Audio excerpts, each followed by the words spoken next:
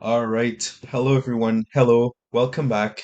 So, today I'm going to be doing a daily forecast for tomorrow. So, for May 25th, 26th, sorry, 2026. Okay. So, tomorrow we're Tuesday. Let's take a look at the economic calendar. Oops, sorry.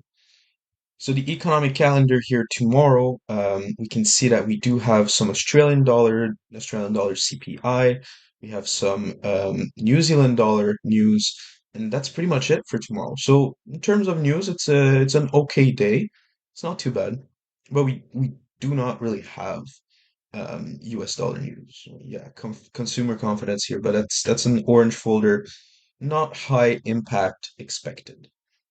So, now if we look at the dollar itself, so today, if you remember, if you watched yesterday's forecast, I said that today was going to be extremely low volatility and mostly consolidations all across the markets because it's like National Memorial Day in the US. It's like a bank holiday, and so the market closed early today at 2:30. The major exchanges closed and they're going to reopen at 6 p.m. tonight. And so that makes it that today was very low probability and just not a lot of setups in general. But that doesn't change the fact that the markets did move quite a bit, especially at market open, because of that supposed deal that the US is currently working on with Iran, and that they could potentially reach an agreement. Well, at least that's what Trump's saying. But again, we all know that when Trump says something, usually the opposite happens. I'm just saying, okay? I'm just saying. All right, so basically, what happened on the dollar today is that we got the first initial sting inside that weekly fair value gap. So, obviously, like I said, we can continue higher from that weekly fair value gap. I think it's not really a doubt in my mind about that. We also have, well, we had, sorry, this 4 hour fair value gap right here. There's a gap because the market opened with a gap to the downside. So we had this sting into it, and now that pushed price inside the weekly fair value gap. Now, eventually, we can start moving higher from that weekly fair value gap.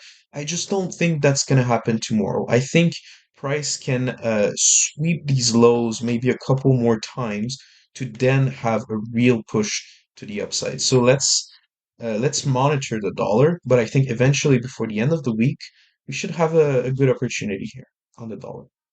But overall, my bias remains long on the dollar.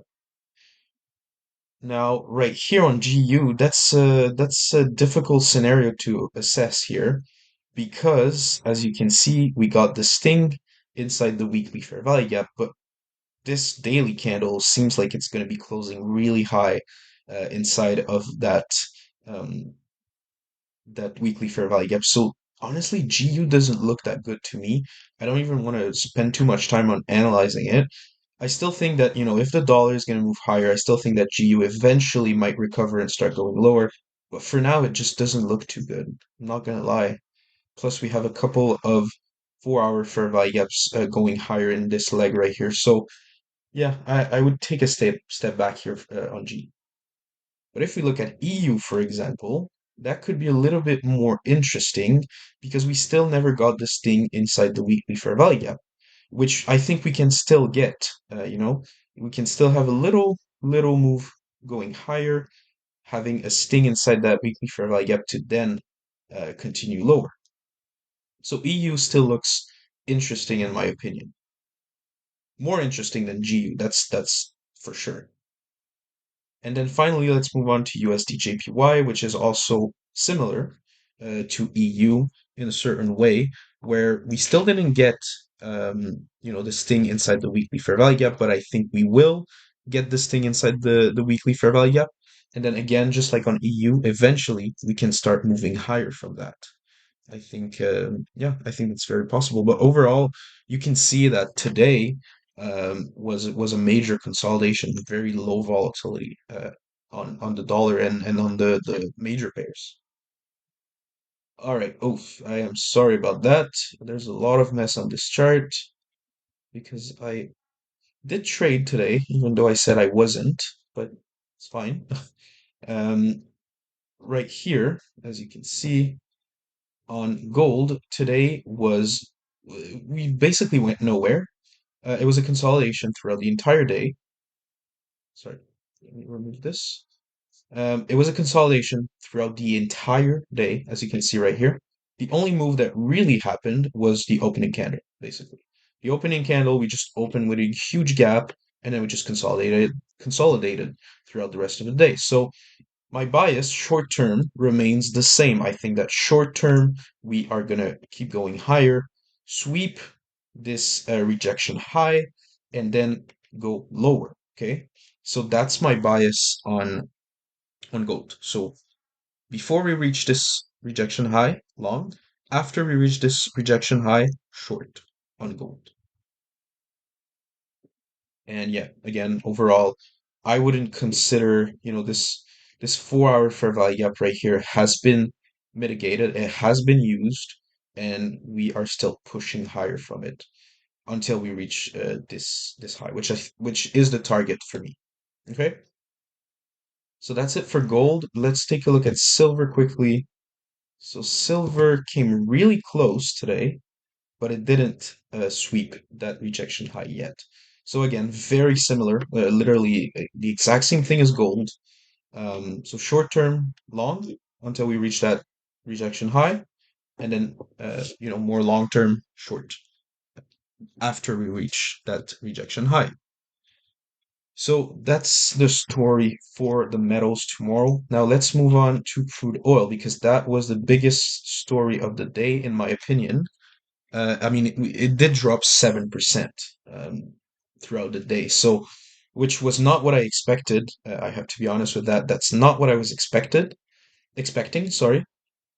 But yeah, overall, oil went back under $100 a barrel. So now, what can we expect from this? I think, again, it is just driven by Trump saying that, they're going to reach an agreement and Trump being extremely optimistic. But again, I think this is just a short-term reaction, but I think the fundamentals remain that over a medium to long period of time, we should see oil keep climbing to higher levels, okay? So for tomorrow, for oil, I would say that I can't really say with a lot of certainty what the bias is.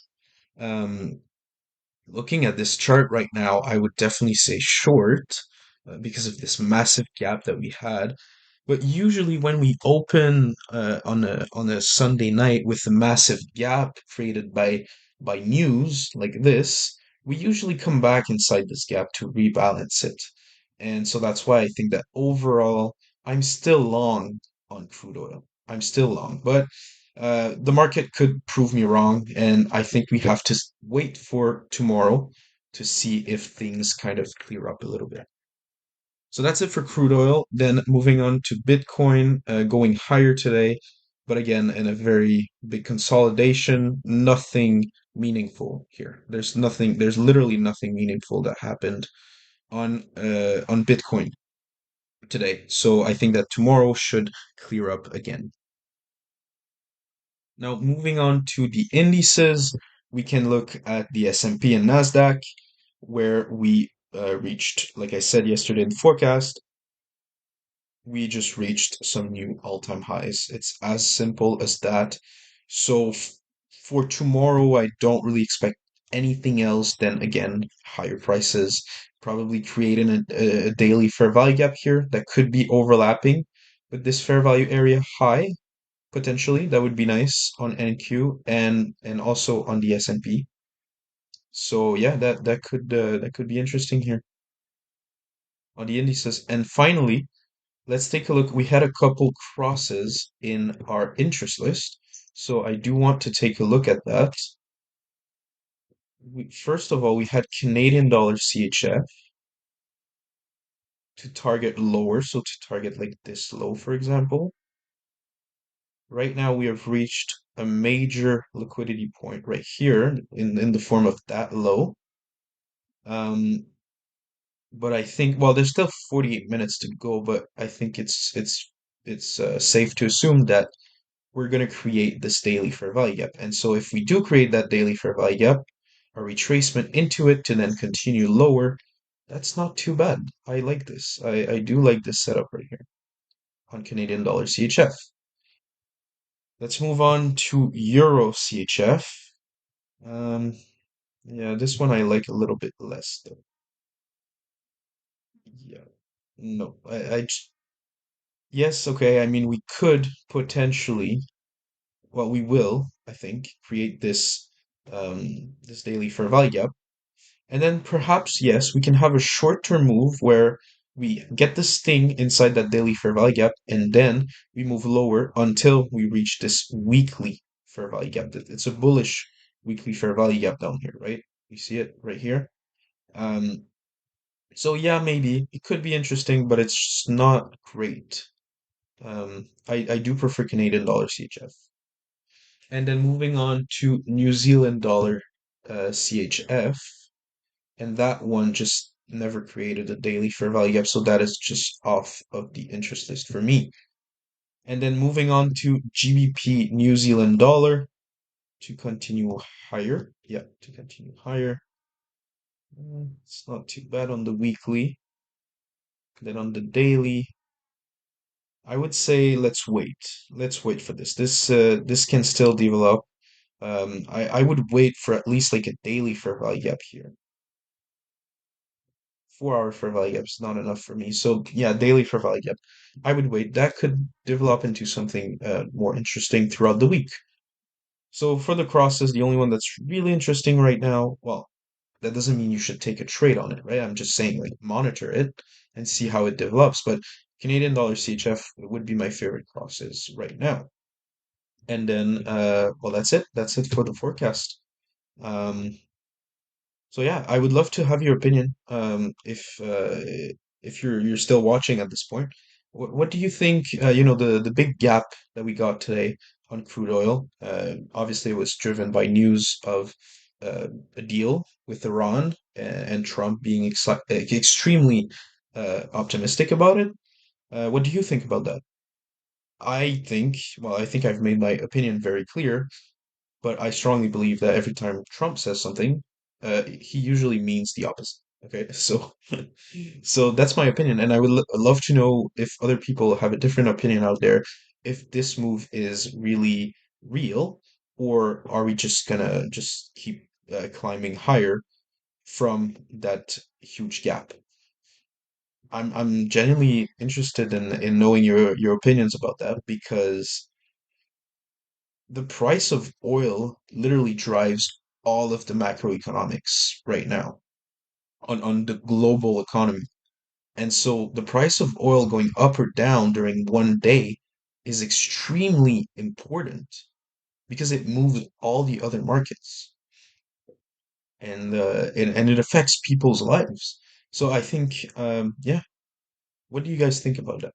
I think that Trump is um, manipulating the headlines and trying to make it look like everything's going well so that we can have a little relief like this in the price of oil. And then, the big companies and everything, they're going to take advantage of that opportunity to buy low and keep riding the wave higher.